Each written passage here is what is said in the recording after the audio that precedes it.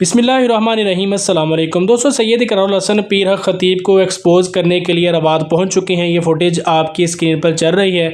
सैयद इकरारुल हसन का जो इस्तकबाल है वहाँ पर बड़ा ही पुरतपाक किया गया।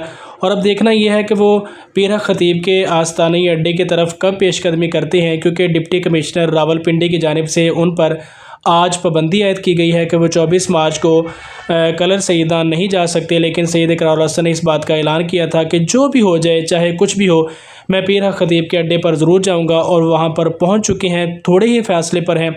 लोगों ने बड़े पुरजोश अंदाज में उनका इस्तकबाल किया है। वो लोगों के साथ बातचीत करेंगे और उसके बाद पीर हक खतीब के अड्डे की तरफ जाएंगे। तो देखना यह है कि पुलिस किस तरह से उनके साथ तावन करती है, या फिर जो नोटिफिकेशन हुआ है कि पीर हक खतीब के अड्डे पर वो नहीं जा सकेंगे, उन पर पाबंदी है। तो देखते हैं कि आगे क्या मामला पेश आते हैं। लेकिन सैयद इकरारुल हसन की जुर्रत को सलाम है कि वो सारी के सारी जो उन पर पाबंदियाँ थी उसको नज़रअंदाज करके वो वहाँ पर पहुँच चुके हैं।